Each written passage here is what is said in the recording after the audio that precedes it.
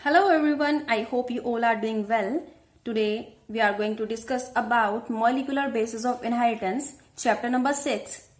इसमें सबसे पहले हम डिस्कस करते हैं स्ट्रक्चर ऑफ डीएनए के बारे में। डीएनए की फुल फॉर्म क्या होती है? सबसे पहला जो क्वेश्चन आता है डीएनए का नाम सुनते ही कि डीएनए की फुल फॉर्म क्या है, तो इसकी फुल फॉर्म है deoxy ribo nucleic acid. It is a polymer of deoxy ribo nucleotides. ये डेफिनेशन नहीं है, ये बताया गया है कि ये होता क्या है। It is a polymer. Polymer का मतलब क्या होता है? बहुत सारी यूनिट से मिलकर बना हुआ। किस चीज की यूनिट से मिलकर बना हुआ है? डीऑक्सी राइबो न्यूक्लियोटाइड्स की बहुत सारी यूनिट मिलकर क्या बनाती हैं? डीएनए को बनाती हैं। DNA is the molecule that carries the genetic information. ये अपने अंदर क्या लेके जाता है? इंफॉर्मेशन को लेके जाता है। कहां पर? In all cellular forms of life. हमने सेल्स के बारे में पढ़ा है। सेल्स में क्या होता है? जेनेटिक मटेरियल होता है न्यूक्लियस के अंदर, या किसी बैक्टीरिया की बात करें तो उसमें भी जेनेटिक मटेरियल होता है। तो सभी के अंदर सेलुलर फॉर्म्स के अंदर क्या होता है? जेनेटिक मटेरियल होता है, जो जनरेशन टू जनरेशन पास होता रहता है। DNA is made up of molecules. किन मॉलिक्यूल्स का बना होता है? ये मेनली न्यूक्लियोटाइड्स का। आगे हम बात करेंगे न्यूक्लियोटाइड्स क्या होते हैं। Each nucleotide consist of 3 component. क्या क्या होते हैं न्यूक्लियोटाइड्स के अंदर? एक नाइट्रोजनस बेस होता है, 5 कार्बन शुगर होती है, mainly deoxyribose in case of DNA, क्योंकि हम अभी डीएनए की बात कर रहे हैं, आरएनए की बात नहीं कर रहे। तो डीएनए किस चीज का बना हुआ है? ऐसे मॉलिक्यूल्स का बना हुआ है जिन्हें हम न्यूक्लियोटाइड्स बोलते हैं। न्यूक्लियोटाइड्स किन्हें बोला जाता है? जिनमें ये तीनों चीजें होती हैं, एक नाइट्रोजनस बेस, एक 5 कार्बन शुगर मॉलिक्यूल और एक फॉस्फेट मॉलिक्यूल। अगर नाइट्रोजनस बेस की बात करें कि नाइट्रोजनस बेस क्या होता है, कौन से होते हैं, तो nitrogenous bases mainly present in the DNA can be grouped in 2 categories. 2 categories में डिवाइड होते हैं, प्यूरिन्स एंड पैरामिडिन्स। प्यूरिन 2 होते हैं, एडेनिन जिसे हम ए से रिप्रेजेंट करते हैं, ग्वानिन जिसे हम जी से रिप्रेजेंट करते हैं। पैरामिडिन्स के अंदर मेनली 3 आते हैं, 3 नाइट्रोजनस बेस हैं, साइटोसिन, थायमिन एंड यूरेसिल। अगर हम यूरेसिल की बात करें तो ये सिर्फ आरएनए में पाया जाता है, डीएनए में इसका कोई काम नहीं होता। तो ये चारों आपस में क्या करते हैं? पेयरिंग करते हैं, बॉन्ड्स बनाते हैं, उससे क्या बन जाता है? डीएनए का स्ट्रक्चर तैयार होता है। अभी हम आगे स्ट्रक्चर के बारे में डिटेल में डिस्कस करेंगे। 5 कार्बन शुगर मॉलिक्यूल कौन से होते हैं? जेनेटिक मटेरियल के अंदर। जेनेटिक मटेरियल क्यों बोल रही हूं मैं, अब डीएनए क्यों नहीं बोल रही? क्योंकि अभी मैं साथ के साथ आरएनए के बारे में भी बता रही हूं। जैसे कि डीएनए के अंदर कौन सी शुगर होती है? डीऑक्सीराइबोज शुगर होती है, जबकि यहां पर आरएनए आएगा, जबकि आरएनए के अंदर क्या होती है? राइबोज शुगर होती है। ठीक है, अगर आरएनए की बात करें तो उसमें यूरेसिल और राइबोज शुगर पाई जाती है, लेकिन अगर डीएनए की बात करते हैं तो deoxyribose sugar, adenine, guanine, cytosine and thymine पाया जाता है। अब ये क्या है? डीएनए का डबल हेलिकल स्ट्रक्चर है, रिबन लाइक स्ट्रक्चर है। इसमें हमने अभी बात की थी कि 3 चीजें होती हैं, नाइट्रोजनस बेस, शुगर, फॉस्फेट। इस तरीके से ये आपस में बॉन्डिंग बनाते हैं और ऐसे स्ट्रक्चर की फॉर्मेशन होती है। यहां पर सिंपल वे में दिखाया गया है। अगर इस डबल हेलिकल मॉडल को ओपन अप किया जाए, सीधा कर दिया जाए, तो इस तरीके से हो जाएगा डबल स्ट्रैंड। और उसमें आपस में कैसे जुड़े होते हैं? एक फॉस्फेट होता है, उसके साथ एक शुगर मॉलिक्यूल जुड़ा होता है, शुगर मॉलिक्यूल के साथ एक क्या होता है? नाइट्रोजनस बेस, जो कि हाइड्रोजन बॉन्डिंग के द्वारा सामने वाले नाइट्रोजनस बेस के साथ बॉन्डिंग बनाता है, और इधर से ये क्या होता है? शुगर के साथ जुड़ा होता है। इस तरीके से पूरा का पूरा डीएनए का स्ट्रक्चर तैयार हो जाता है। और हमेशा एक बात नोट करनी है कि कौन कौन आपस में बॉन्डिंग बना सकते हैं, बॉन्ड्स कौन से होते हैं। ये क्वेश्चन सबसे ज्यादा आते हैं बोर्ड एग्जाम्स में भी, 1 मार्क क्वेश्चन में भी आ सकते हैं, और आपके आगे जो कॉम्पिटिटिव एग्जाम्स हैं, नीट के एग्जाम्स हैं, उनमें भी ऐसे क्वेश्चन आ सकते हैं। तो सबसे पहले हम पढ़ते हैं जो नाइट्रोजनस बेसिस हैं वो मेनली डीएनए में कौन कौन से हैं? 4 हैं, ATCG। और इनमें बॉन्ड्स कौन से पाए जाते हैं? या यहां पर H का मतलब क्या है, S का मतलब क्या है? H का मतलब यहां पर है हाइड्रोजन, क्योंकि आपस में नाइट्रोजनस बेस क्या बनाएंगे? हाइड्रोजन बॉन्ड बनाएंगे। S का मतलब क्या है? डीऑक्सीराइबोज शुगर की बात कर रहे हैं, क्योंकि हम डीएनए के स्ट्रक्चर को पढ़ रहे हैं। और P का मतलब यहां पर है फॉस्फेट। अगर यहां पर मॉलिक्यूल्स को आपस में जोड़कर देखा जाए कि किस तरीके से आपस में जुड़े होते हैं, कौन से इनके एंड्स फ्री होते हैं, यहां पर एक साइड लिखा हुआ है 5 प्राइम एंड और इस साइड लिखा हुआ है 3 प्राइम एंड, और जबकि यहां अपोजिट साइड में क्या लिखा है? 5 प्राइम एंड 3 प्राइम एंड। क्यों? क्योंकि ये आपस में एंटी पैरेलल तरीके से स्ट्रक्चर की फॉर्मेशन करते हैं। यहां पर ये फॉस्फेट है, देन उसके साथ एक शुगर मॉलिक्यूल जुड़ा हुआ है, शुगर मॉलिक्यूल के साथ एडेनिन है, और एडेनिन ने बॉन्डिंग किसके साथ बनाई है? थाइमीन के साथ। तो हमें क्या याद रखना है? एडेनिन हमेशा किसके साथ बॉन्डिंग बनाएगा? थाइमीन के साथ। साइटोसिन हमेशा किसके साथ बनाएगा? ग्वानिन के साथ। और जब भी यह आपस में दोनों बॉन्डिंग बनाएंगे, हाइड्रोजन बॉन्ड बनेंगे, तो ए और टी के बीच में हमेशा डबल बॉन्ड होगा, और सी और जी के बीच में हमेशा ट्रिपल बॉन्ड होगा, 3 बॉन्ड बनेंगे। ये सारे के सारे क्या हैं? फॉस्फेट डीऑक्सीराइबोज बैकबोन तैयार हो गई इसकी वजह से।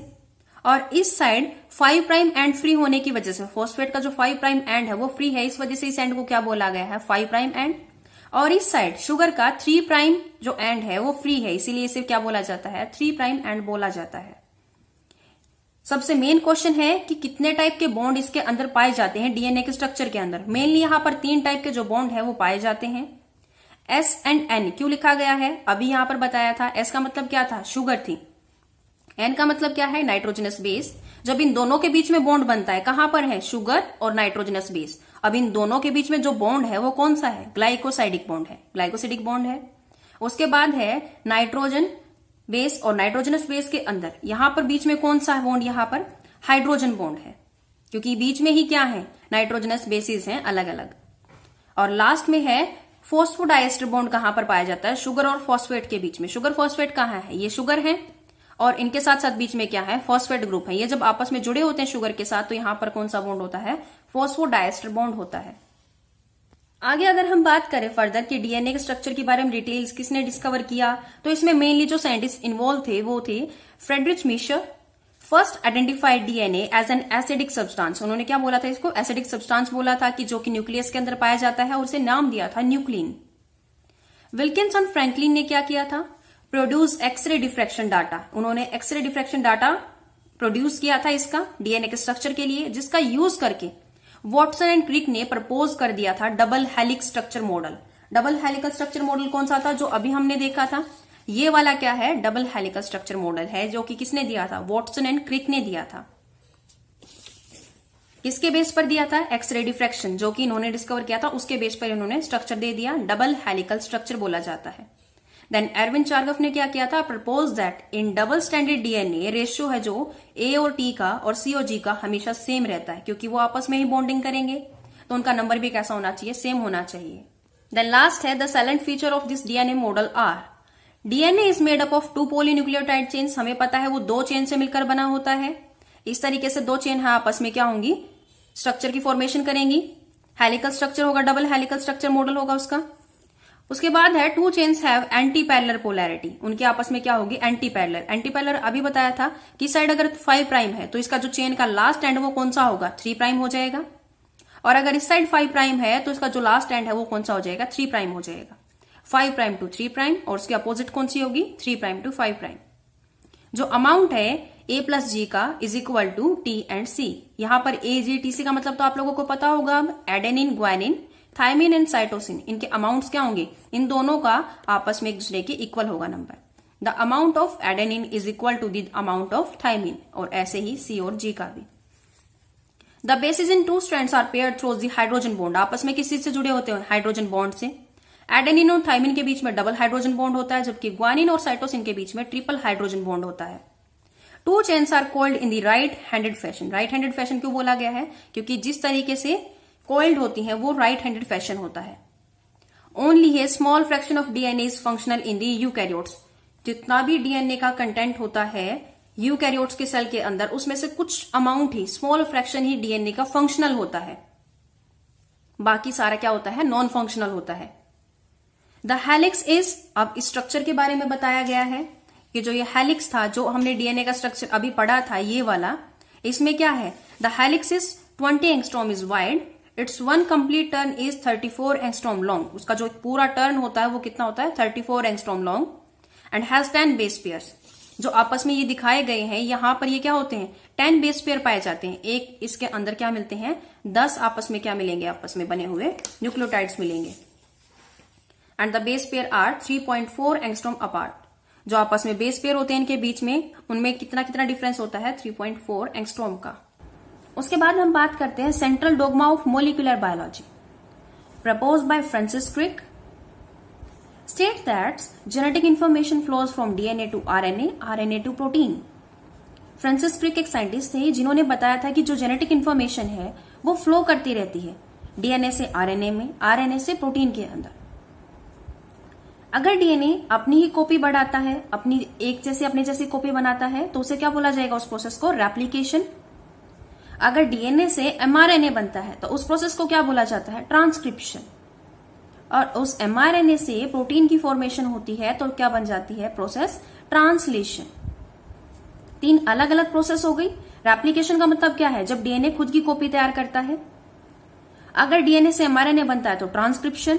और ट्रांसलेशन कब होता है? जब एमआरएनए से प्रोटीन बनता है। ये क्या होता है? Central dogma.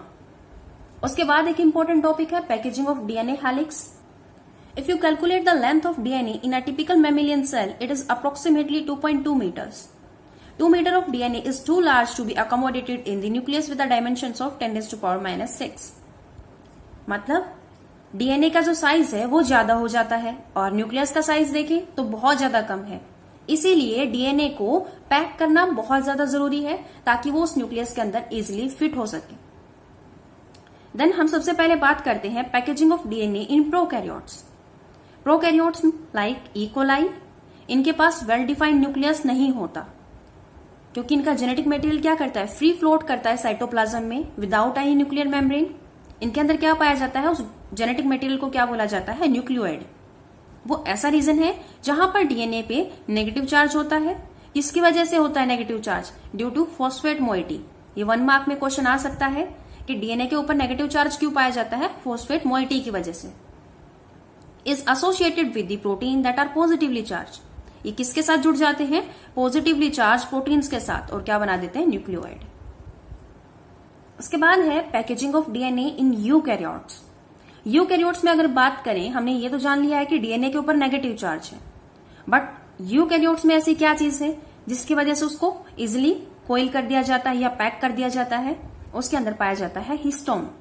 हिस्टोन क्या होता है? It is a positively charge basic protein.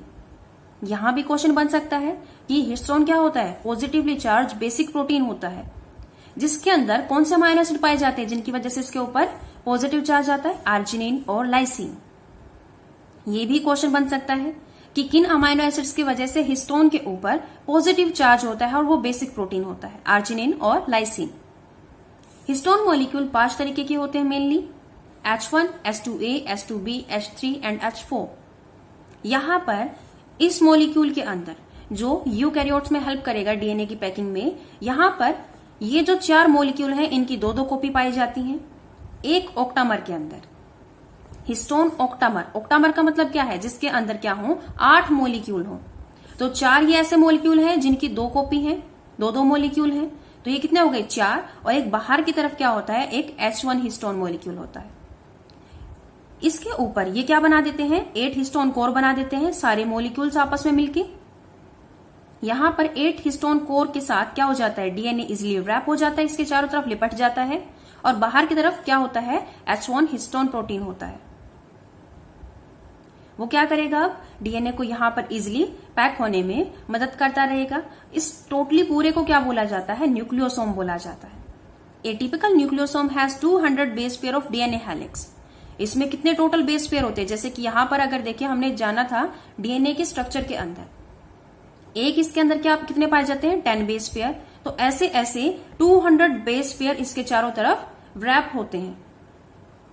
DNA के ऊपर नेगेटिव चार्ज होता है और वो इसके अंदर चारों तरफ क्या हो जाता है? लिपट जाता है, रैप हो जाता है हिस्टोन के ऊपर, क्योंकि उसके ऊपर क्या है? पॉजिटिव चार्ज है। To form a nucleosome. ये क्या बन जाता है? फिर न्यूक्लियोसोम बन जाता है। अब न्यूक्लियोसोम के बाद भी और ज्यादा हाईली कोइल करना पड़ेगा, डीएनए को अच्छे से पैक करना पड़ेगा, क्योंकि न्यूक्लियस के अंदर इजिली अभी भी फिट नहीं हो सकता। न्यूक्लियोसोम किसमें चेंज हो जाते हैं? क्रोमेटिन में, जो कैसे होते हैं? Resemble beads present on a string. जैसे किसी माला के अंदर मोती होते हैं, इस तरीके से क्या बना देते हैं? Beads on a string. मतलब क्या है? इस तरीके का स्ट्रक्चर बना देते हैं।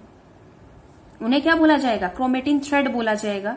Beads on a string structure in chromatin fibre. ये क्या बना देंगे? बहुत लंबा डीएनए है तो फाइबर जैसा स्ट्रक्चर बन जाएगा। विच फर्दर कोइल, और ज्यादा कोइल होगा, इस तरीके से कोइल हो जाएगा और क्या बनाना शुरू कर देंगे, टू फॉर्म क्रोमोसोम्स। इनकी वजह से क्या बन जाएगा, यहां पर क्रोमोसोम का स्ट्रक्चर बन जाएगा during metaphase. Non histone chromosomal proteins, ये एक्स्ट्रा प्रोटीन्स हैं, एडिशनल सेट है प्रोटीन्स का जो कि जरूरत पड़ती है इनकी packaging of chromatin at higher level. Chromatin दो तरीके का होता है, यूक्रोमेटिन और हेट्रोक्रोमेटिन। यूक्रोमेटिन कैसा होता है, लाइटली स्टेन। लाइटली स्टेन क्यों बोला गया है, क्योंकि जब भी हमें इन्हें माइक्रोस्कोप के अंदर देखना होता है और हम इनके ऊपर डाई डालते हैं, स्टेन करते हैं, तो उसके ऊपर कलर बहुत कम चढ़ता है, इस वजह से वो डाई को ले नहीं पाता, इसीलिए इसे क्या बोला गया है, lightly stain. The loosely coiled region of chromatin, ये कैसा है, लूजली रीजन है, मतलब एक तो हाईली पैक हो डीएनए, बहुत ज्यादा टाइट पैक हो, एक थोड़ा सा लूज हो, जिसे क्या बोला गया है, यूक्रोमेटिन। क्योंकि ये लूजली क्यों होते हैं, क्योंकि ट्रांसक्रिप्शनली एक्टिव है। ट्रांसक्रिप्शनली एक्टिव कहने का मतलब क्या है, हमें पता है कि डीएनए को इस तरीके से पैक किया जा रहा है, तो डीएनए से क्या बनता है, अभी हमने जाना था कि डीएनए से एमआरएनए बनता है, वहां पर क्या प्रोसेस होगी, डीएनए से एमआरएनए बनेगी, ट्रांसक्रिप्शन, इसीलिए यहां पर क्या बोला गया है, ट्रांसक्रिप्शनली एक्टिव। दूसरी तरह का क्रोमेटिन होता है हेट्रोक्रोमेटिन, जो कि डार्कली स्टेन होता है। The tightly coiled region of chromatin transcriptionally inactive होगा। Frederick Griffith conduct his experiment on Streptococcus pneumoniae. Streptococcus pneumoniae that cause pneumonia. Pneumonia has two strains, S strain and R strain. S strain और R strain के नाम से ही इन्हें denote क्यों किया गया है, क्योंकि जब हम इस बैक्टीरियम को ग्रो करवाते हैं कल्चर प्लेट पे किसी लैब के अंदर, तो एक कॉलोनी ऐसी होती है जो स्मूथ और शाइनी होती है, जबकि बैक्टीरियम की दूसरी कॉलोनी होती है रफ कॉलोनी। तो इसीलिए इन्हें S और R लेटर से डिनोट किया जाता है। और जो एस स्ट्रेन होता है वो वायरुलेंट होता है, वायरुलेंट मतलब जिसकी वजह से निमोनिया कोज होता है, जबकि जो आर स्ट्रेन है वो नॉन वायरुलेंट होता है। एस स्ट्रेन वायरुलेंट क्यों है, क्योंकि एस स्ट्रेन बैक्टीरिया है जो उसकी जो मेम्ब्रेन होती है, आउटर मेम्ब्रेन, वो म्यूकस कॉट पॉलीसेक्राइड्स की बनी होती है, जिनकी वजह से निमोनिया कोज होता है, जबकि आर स्ट्रेन में वो नहीं होती। He perform the following experiment with these strain, इन स्ट्रेन को लेकर उन्होंने एक एक्सपेरिमेंट कंडक्ट किया, जिनमें उन्होंने आर स्ट्रेन को, जो कि नॉन वायरुलेंट थे, उनको इंजेक्ट किया एक चूहे के अंदर, जिससे पता चला चूहे के अंदर कोई निमोनिया कोज नहीं होता है। सेकेंड एक्सपेरिमेंट में उन्होंने स्मूथ स्ट्रेन का यूज किया, जिसकी वजह से चूहा क्या हो जाता है, मर जाता है। देन थर्ड एक्सपेरिमेंट में उन्होंने स्मूथ स्ट्रेन को हीट किल किया, हीट किल करके उस स्ट्रेन को फिर इंसर्ट किया, तो उससे चूहा जिंदा रहता है। देन फोर्थ एक्सपेरिमेंट में फाइनल में उन्होंने क्या किया, आर स्ट्रेन को और हीट किल स्ट्रेन को मिक्स करके इंजेक्ट किया, तो चूहा मर जाता है। उसके पीछे ऐसा रीजन क्यों था, क्या रीजन था कि जिसकी वजह से चूहा मर जाता है, क्योंकि हमने स्टार्टिंग में देखा था ना ही आर स्ट्रेन से चूहा मर रहा था और ना ही हीट किल वाले स्ट्रेन से चूहे की मौत हो रही थी। तो इस वाले एक्सपेरिमेंट में ऐसा क्या होता है, from this experiment he concluded that R strain in the presence of heat kill strain produce virulence, मतलब आर स्ट्रेन में तो बिल्कुल भी वायरुलेंस नहीं है, जबकि हीट स्ट्रेन वाले से क्या हुआ होगा, कुछ ना कुछ ऐसा ट्रांसफॉर्मिंग प्रिंसिपल, ट्रांसफॉर्मिंग मतलब जो बदलाव ले आए, ऐसा कुछ चीज ट्रांसफर हुई है एस वाले स्ट्रेन से आर स्ट्रेन के अंदर। ग्रिफिथ का मानना था there must be transfer of genetic material, और वो जेनेटिक मटेरियल क्या है, ये आगे कुछ साइंटिस्ट आए कुछ टाइम के बाद, उन्होंने बताया। Biochemical nature of transforming material, Avery, MacLeod, McCarty, ये कुछ साइंटिस्ट थे जिन्होंने वर्क किया biochemical nature of transforming principle of Griffith. जो ग्रिफिथ ने ये बोल दिया था कि ट्रांसफॉर्मिंग प्रिंसिपल है कुछ, बट ये नहीं पता कि वो आरएनए है, डीएनए है या प्रोटीन है, तो उन चीजों के ऊपर इन्होंने वर्क किया। They tried transforming the R strain to S strain, उन्होंने बहुत बार कोशिश की कि एस स्ट्रेन से आर स्ट्रेन के अंदर ऐसी क्या चीज जाती है जिसकी वजह से वो ट्रांसफॉर्म हो जाता है, बदल जाता है। By using extracted biochemicals, extracted मतलब जो एस स्ट्रेन है, जो बैक्टीरियम है, उसके अंदर से उन्होंने आरएनए, प्रोटीन, जेनेटिक मटेरियल, कई सारी, जेनेटिक मटेरियल नहीं बोल सकते भी के लिए हम क्या बोलेंगे, डीएनए, क्योंकि वो इसी चीज पे वर्क कर रहे थे कि जेनेटिक मटेरियल है क्या, तो उन्होंने उसके अंदर से क्या ले लिया, प्रोटीन, डीएनए, आरएनए, ये सभी चीजें लेकर उन्होंने एक एक करके आर स्ट्रेन के अंदर इंसर्ट करनी शुरू की। दे discovered only DNAs inhibit transformation. DNAs inhibit transformation का मतलब क्या है, डीएनए क्या करेगा, डीएनए को डाइजेस्ट करने वाला एंजाइम होगा, अगर उसको हम इंसर्ट कर देंगे डीएनए के साथ जैसे ही, तो उसकी वजह से जो ट्रांसफॉर्मेशन है वो रुक जाती है। क्योंकि डीएनए ही तो था जिसकी वजह से क्या हो रहा था, ट्रांसफॉर्मेशन हो रही थी। लेकिन जब उन्होंने प्रोटीएज और आरएनएज इंसर्ट किए, प्रोटीन के साथ आरएनए के साथ, कोई ट्रांसफॉर्मेशन हुई ही नहीं, क्योंकि मेन रिस्पॉन्सिबल कौन था, डीएनए था। So they concluded that DNA is the genetic material. उसके बाद बहुत ही ज्यादा फेमस एक हर्शी चीज एक्सपेरिमेंट है बोर्ड एग्जाम्स के में अंदर, इसमें बहुत सारे क्वेश्चंस आते हैं। इन 1952 हर्शी एंड चीज prove that DNA is the genetic material. They worked on bacteriophage, virus that infect bacteria. Bacteriophage क्या होता है, वायरस होता है जो इन्फेक्ट करता है बैक्टीरिया को। इस एक्सपेरिमेंट के लिए हर्शी और चीज ने ई कोलाई को लिया था और बैक्टीरियोफाज को लिया था। अपॉन इन्फेक्शन, जैसे ही वायरस अटैक करता है बैक्टीरिया के ऊपर, the bacteriophage inject its, bacteriophage क्या करेगा, अपना जो जेनेटिक मटेरियल है, वायरल जीनोम है, वो बैक्टीरिया के अंदर इंसर्ट कर देता है। Where viral genetic material integrated with bacterial genetic material, अंदर जाते ही बैक्टीरिया के अंदर वायरस का जो जेनेटिक मटेरियल होता है वो मिक्स हो जाता है, इंटीग्रेट हो जाता है। उसके साथ जुड़ते ही वो क्या करेगा, बैक्टीरिया उसे ट्रीट करेगा अपने ही जेनेटिक मटेरियल की तरह, और उसका जो कॉपी नंबर है वो बढ़ाता रहता है। तो इस तरीके से बैक्टीरियोफाज है जो अपनी लाइफ साइकिल कंप्लीट करता रहता है। They work to discover whether it was a protein और DNA that enter into bacteria. Hershey और चीज एक्सपेरिमेंट में क्या प्रूव किया गया है कि जो जेनेटिक मटेरियल है वो डीएनए है या फिर प्रोटीन है, उस चीज के ऊपर वर्क किया गया है। तो उस एक्सपेरिमेंट के लिए उन्होंने क्या किया, जो फाज था, वायरस था, उसको 2 मीडियम्स के ऊपर ग्रो किया गया। पहले वाले मीडियम क्या होता है, मतलब जिस कल्चर प्लेट के अंदर उसे ग्रो करवाया जा रहा है, उसके अंदर उन्होंने क्या किया, एक प्लेट में तो रेडियो एक्टिव फॉस्फोरस डाल दिया, दूसरी वाली मीडियम में क्या किया उन्होंने, रेडियो एक्टिव सल्फर डाल दिया। तो 2 चीजें हो गई, 2 तरह के अलग अलग हमारे पास वायरस हैं वो तैयार हो जाएंगे, जिनके अंदर एक के अंदर तो होगा रेडियो एक्टिव फॉस्फोरस और एक वायरस के जो कॉलोनी है उसके अंदर क्या होगा, रेडियो एक्टिव सल्फर होगा, जिनकी वजह से रेडियो एक्टिव डीएनए और रेडियो एक्टिव प्रोटीन्स हैं वो प्रिपेयर हो जाएंगे। रेडियो एक्टिव डीएनए क्यों प्रिपेयर होंगे, क्योंकि रेडियो एक्टिव फॉस्फोरस था, फॉस्फोरस किसमें जाके ऐड हो जाएगा, डीएनए को बनाने में हेल्प करेगा, और ऐसे ही सल्फर किस चीज में हेल्प करेगा, प्रोटीन की फॉर्मेशन में हेल्प करेगा। These radioactive phages were use to infect E coli. अब इन दोनों को लेके जिनके अंदर ये थे फाजेस के अंदर, उनको लिया गया और ई कोलाई को इन्फेक्ट किया। ई कोलाई क्या है, बैक्टीरिया है। Viral coat and viral particle were separated from the E coli. जैसे इन्फेक्शन हो जाता है उसके अंदर जो मटेरियल था, जेनेटिक मटेरियल था, अभी तो हमें जानना है कि वो प्रोटीन है या फिर डीएनए है, उसके लिए वायरल कोट को, वायरल पार्टिकल्स को सेपरेट किया गया with the process of blending and centrifugation. Centrifugation क्या होता है, हाई स्पीड पे रोटेट करना टेस्ट ट्यूब को, जिसके अंदर क्या हो, हमारा मटेरियल हो, जिसके ऊपर हमें वर्क करना है, जिससे पता चला E coli infect with virus with radioactive protein, जिसके अंदर रेडियो एक्टिव प्रोटीन था। No radioactivity detected in this cell. Cell के अंदर कोई रेडियो एक्टिविटी नहीं मिली, सिर्फ सुपरनेटेंट में मिली। सुपरनेटेंट क्या होता है, टेस्ट ट्यूब के अंदर क्या होते हैं, सुपरनेटेंट होता है और एक पैलेट होता है। ई coli infect with virus having radio active DNA, जिसके अंदर रेडियो एक्टिव डीएनए था, उसके अंदर क्या मिला, रेडियो एक्टिविटी डिटेक्ट हो गई सेल के अंदर। No radioactivity in the supernatant, supernatant में कोई नहीं मिली, कोई रेडियो एक्टिविटी नहीं मिली, सिर्फ कहां मिली, सेल के अंदर। सो इससे क्या कंक्लूजन हुआ, they conclude that the genetic material is not protein और RNA but it is DNA. इस डायग्राम में भी यही शो किया गया है, एक जगह तो रेडियो एक्टिव डीएनए लिया है, एक जगह रेडियो एक्टिव प्रोटीन्स लिए हैं, देन इन्फेक्शन कोज करवाया गया, इन्फेक्शन के बाद ब्लेंडिंग की गई, जिसकी वजह से जैसे बैक्टीरियोफाज है वो जब भी इन्फेक्शन कोज करता है तो वो क्या करता है, अपने आप को अटैच करता है ई कोलाई के ऊपर, बैक्टीरिया के ऊपर, और जेनेटिक मटेरियल को अंदर की तरफ इंसर्ट कर देता है, जिससे क्या पता चला कि प्रोटीन कोट है वो तो बाहर ही रह जाती है, अंदर सिर्फ क्या जाता है, जेनेटिक मटेरियल डीएनए ही अंदर जाता है। सेंट्रीफ्यूगेशन और ब्लेंडिंग प्रोसेस के बाद हमें क्या पता चलता है कि अंदर सेल के अंदर क्या है, डीएनए है।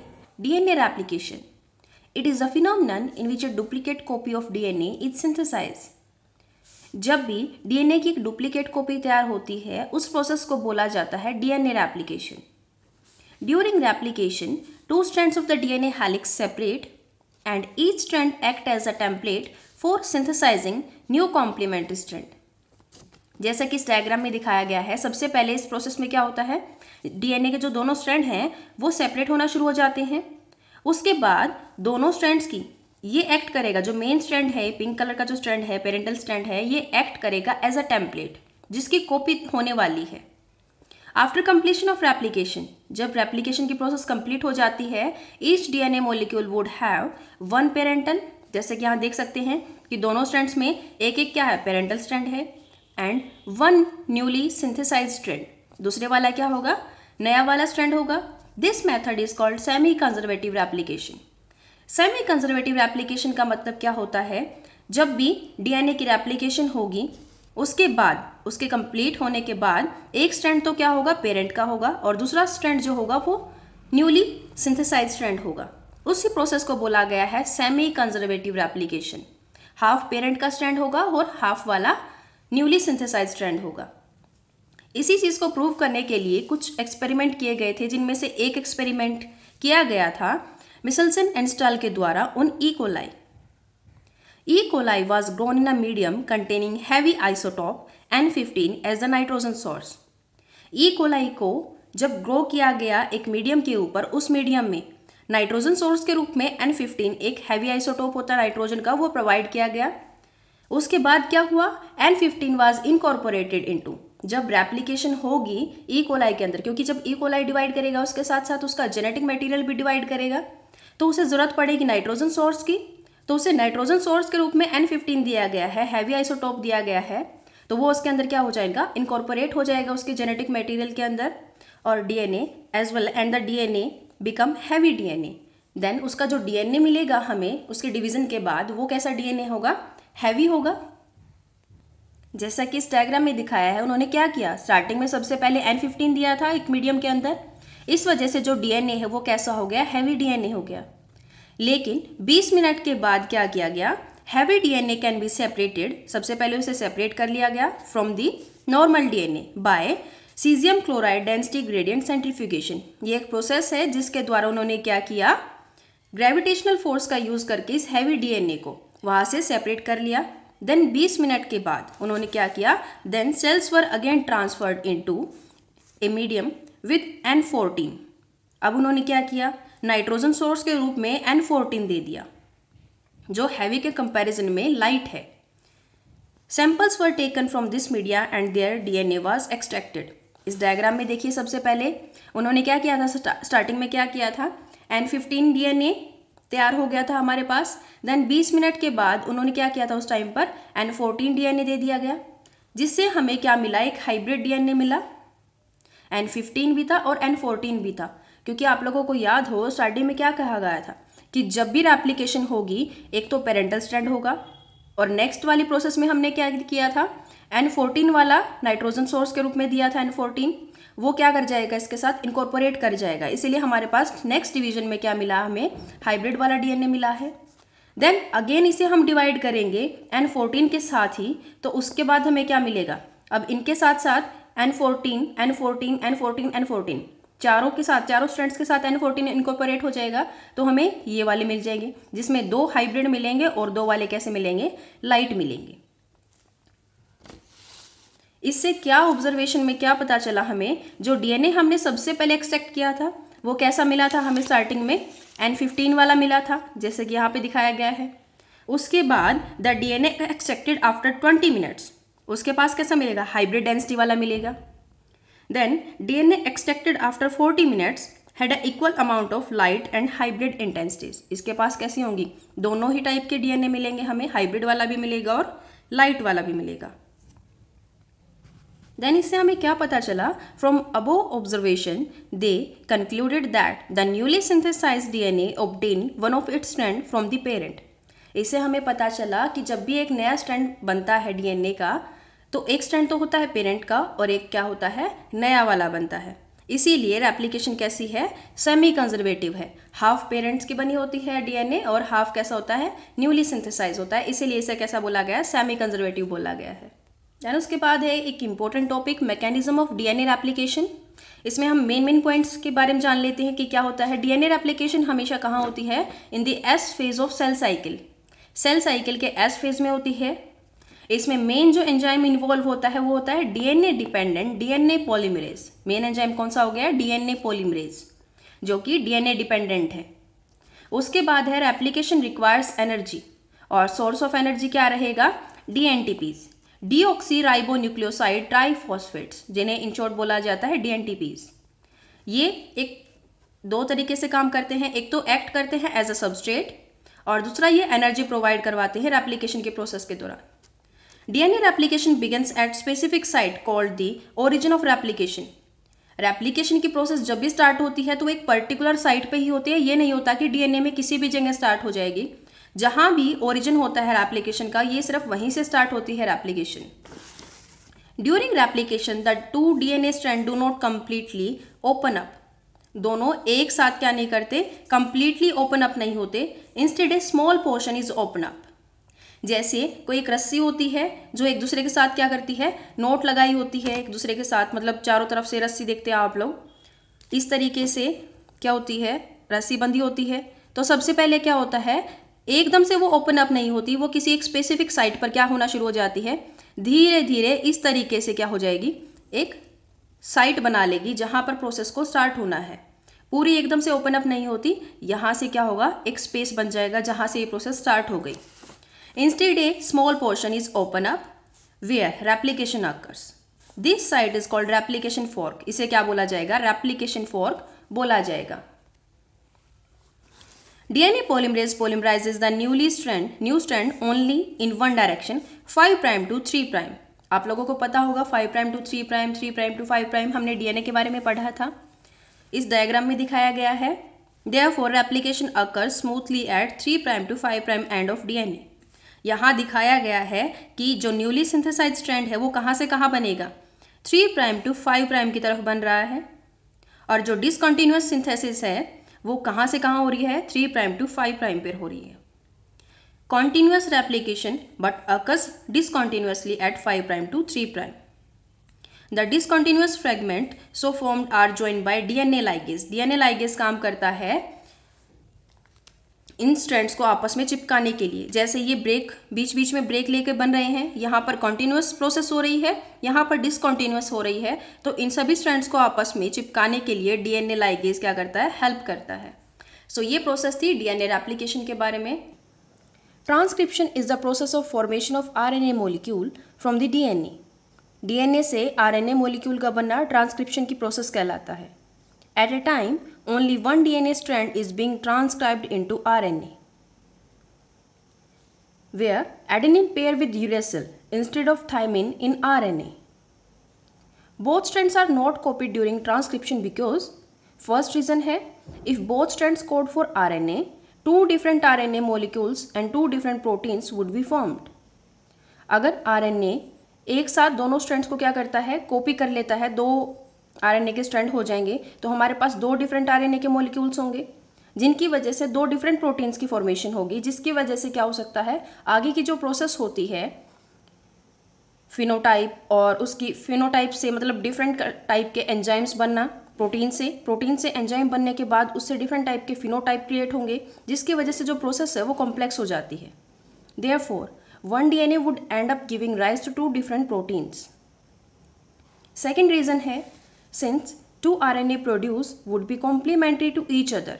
अगर एक साथ 2 RNA के मॉलिक्यूल है वो प्रोड्यूस होंगे तो हो सकता है वो एक दूसरे के कॉम्प्लीमेंट्री हो, जिसकी वजह से रिजल्ट क्या रहेगा, डबल स्ट्रैंडेड RNA की फॉर्मेशन हो जाएगी, और जिसकी वजह से जो ट्रांसलेशन की प्रोसेस है, इससे आगे RNA से जो प्रोटीन बनता है वो प्रोसेस रुक जाएगी ट्रांसलेशन की, जिसकी वजह से ट्रांसक्रिप्शन की जो प्रोसेस हुई है वो फर्टाइल हो सकती है।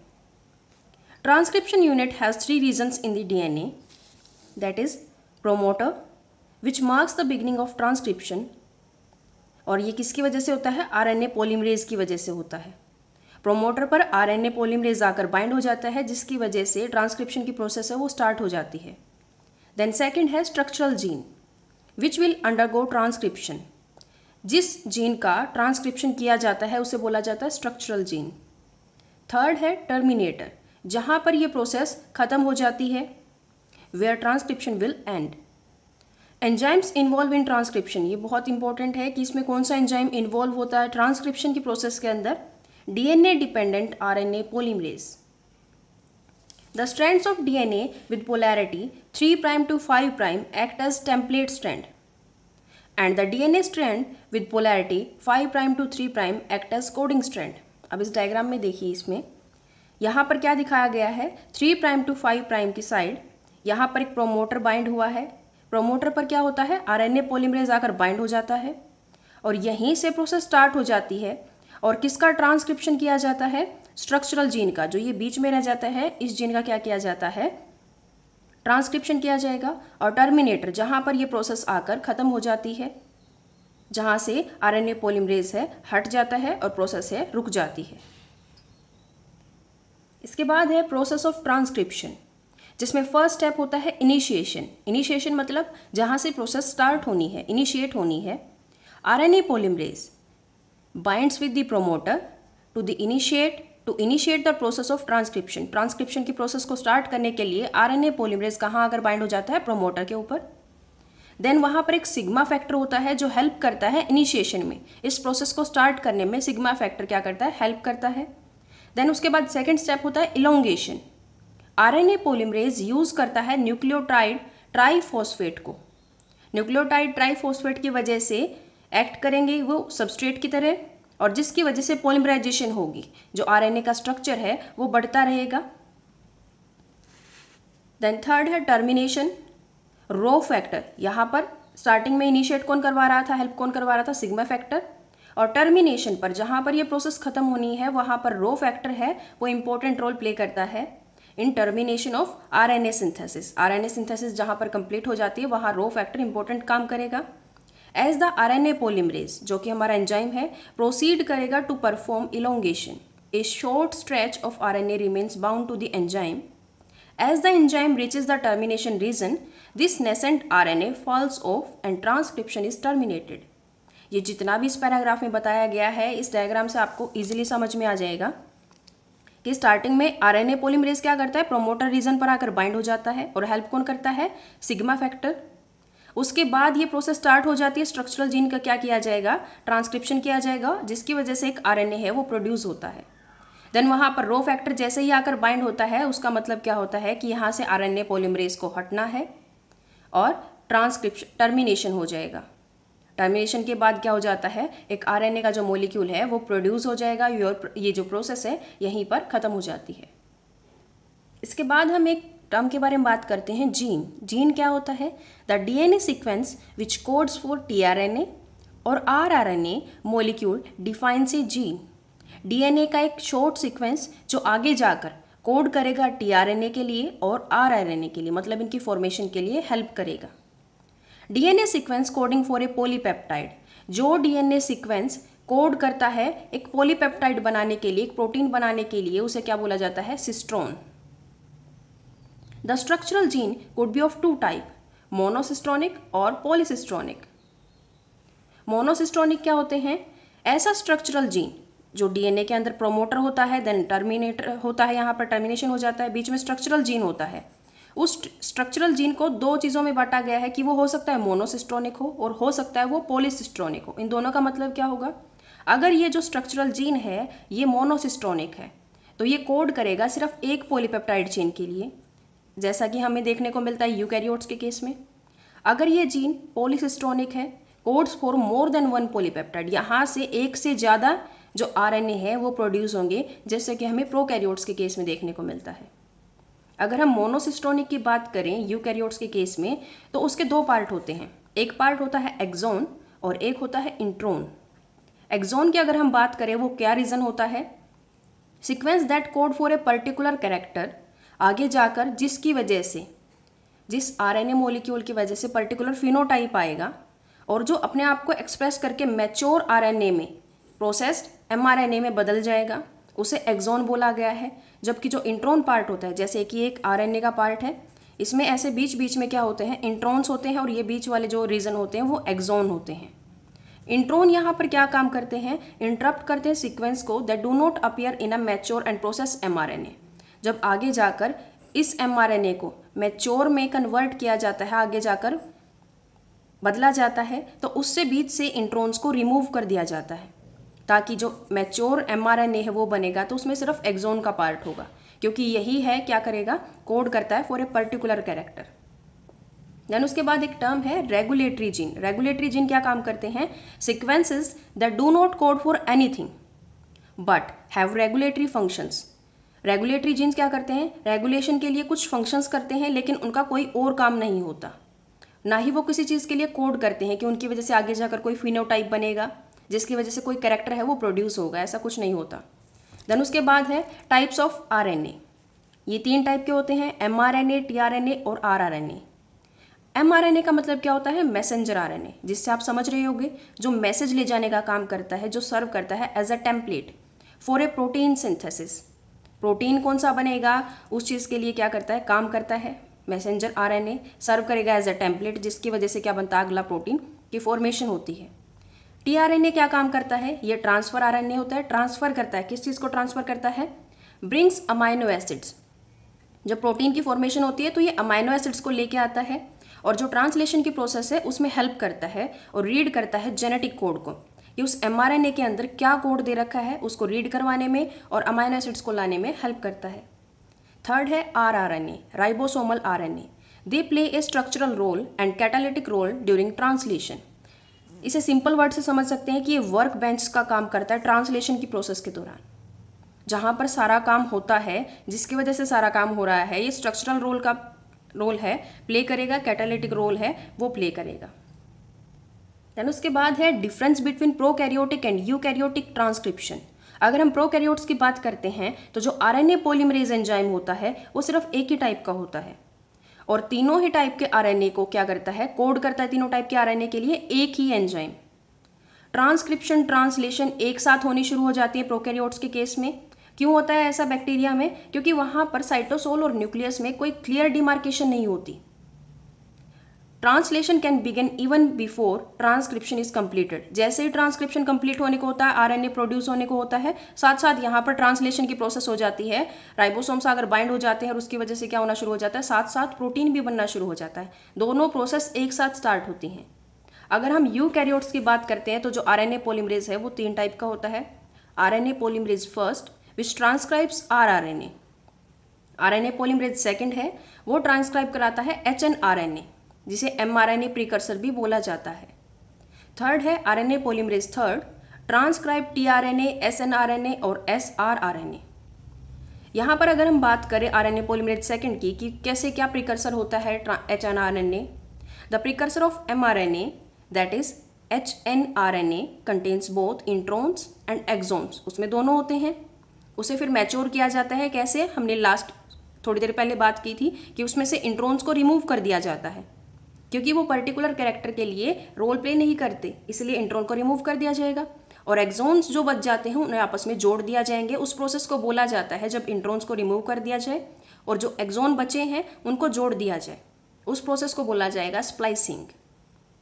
स्प्लाइसिंग के बाद एक प्रोसेस होती है, ये सब प्रोसेस हम बात कर रहे हैं जब मैच्योर जो mRNA है वो प्रोड्यूस किया जाएगा। सबसे पहले स्प्लाइसिंग होती है कि कोई एक RNA है, उसमें बीच बीच में क्या थे, इंट्रोन्स थे, उनको रिमूव कर दिया गया और बीच में जो एक्सोन्स बचे हैं उन्हें आपस में जोड़ दिया गया।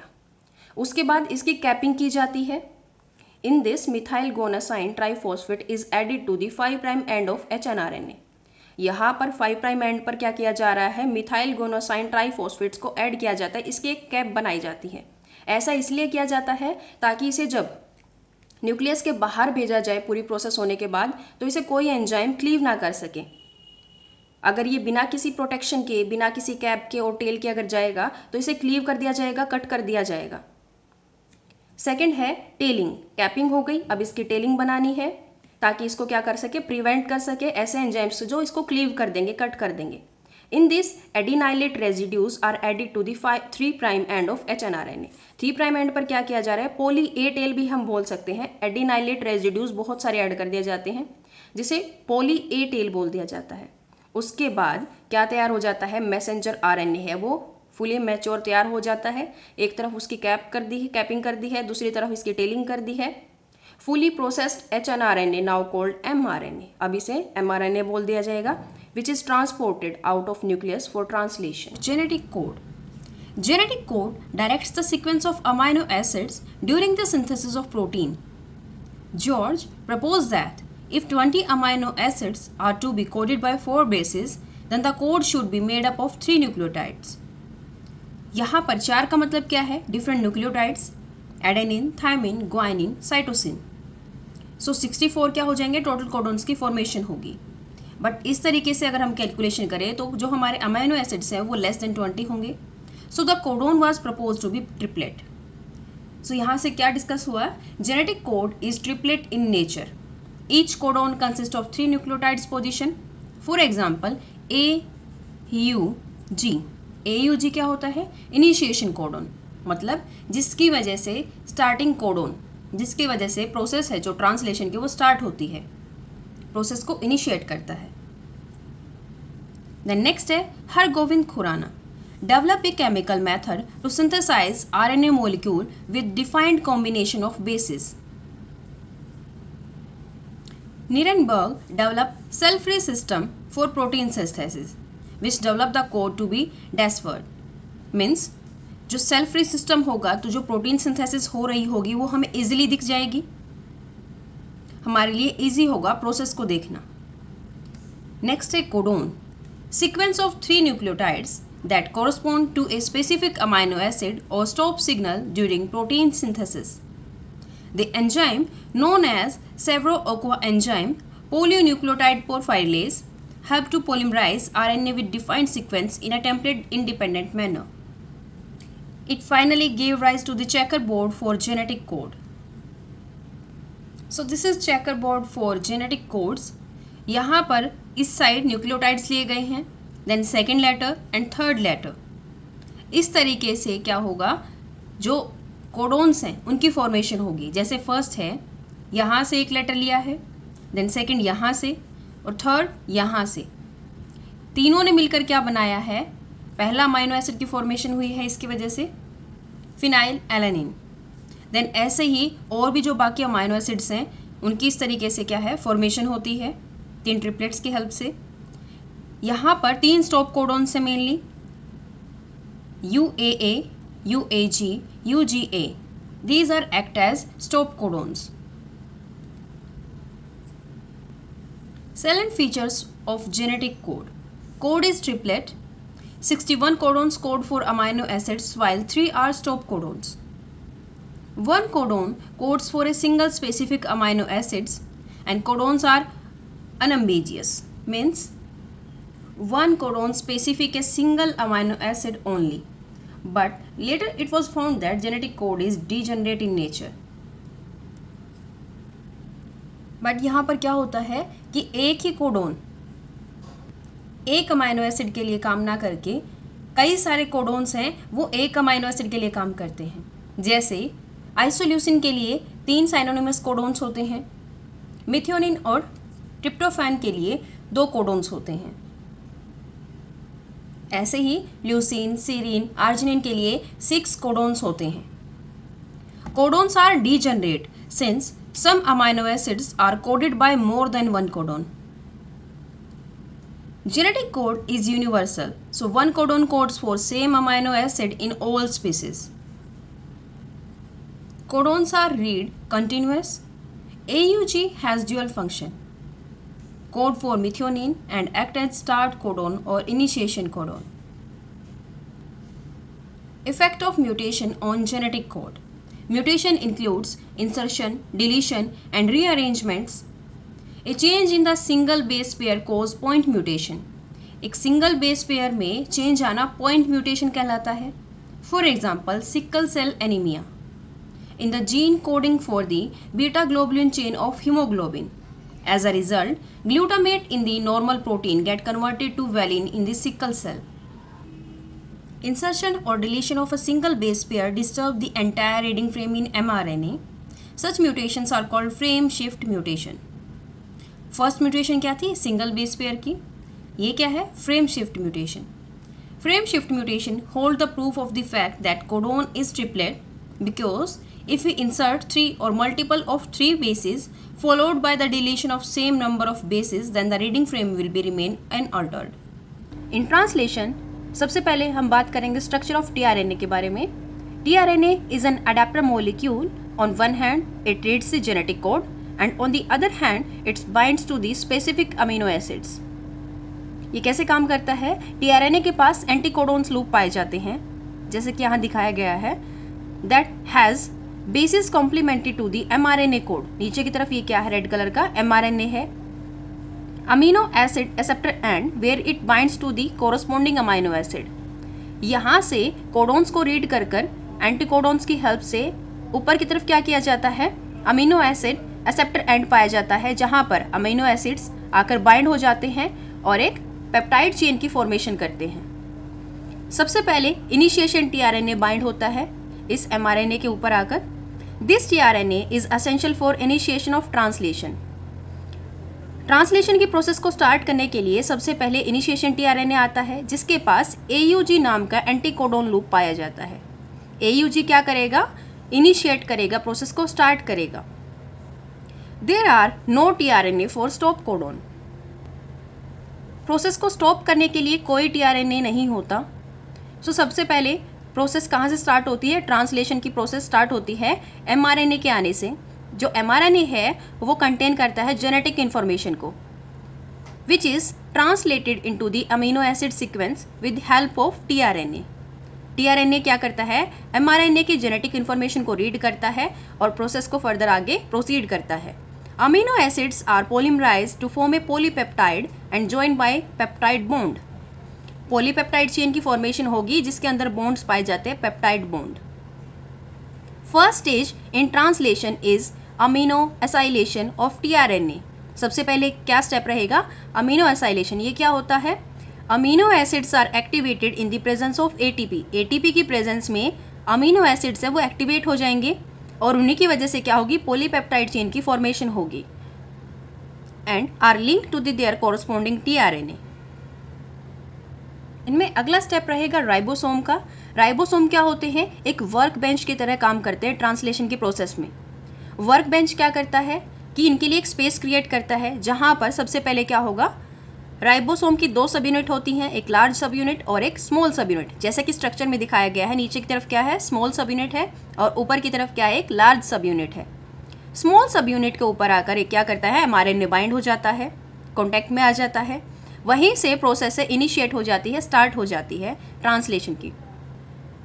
ए translational unit in an mRNA is the region flanked by start codon and stop codon.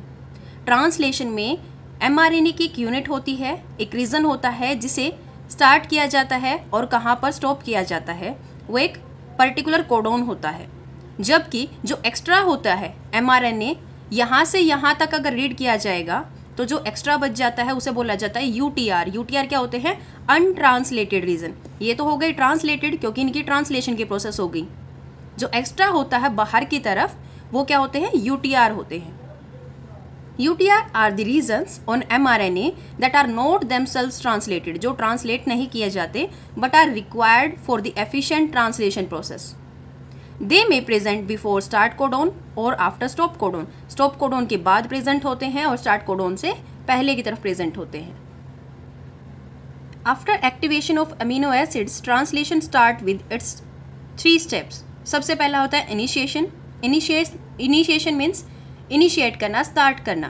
Then elongation and termination, last में टर्मिनेट करना, हटाना। सो सबसे पहला स्टेप रहेगा इनिशिएशन। फॉर इनिशिएशन राइबोसोम क्या करते हैं, बाइंड हो जाते हैं एमआरएनए के साथ एट द स्टार्ट कोडोन, जहां पर स्टार्ट कोडोन प्रेजेंट होता है, AUG नाम का स्टार्ट कोडोन होगा। That is recognized only by the initiator tRNA. Initiator tRNA क्या करेगा, उसको रिकॉग्नाइज कर लेगा और उसके ऊपर आकर बाइंड हो जाएगा। देन उसके बाद स्टार्ट होती है प्रोसेस इलोंगेशन की। The ribosome proceeds to the elongation phase of protein synthesis. Then tRNA amino acid complexes bind to their corresponding codon on the mRNA and base pairing occurs between codon on the mRNA and tRNA anticodons. इनके आपस में base pairing होगी जिसकी वजह से क्या होती है, पेप्टाइड चेन की फॉर्मेशन होती है।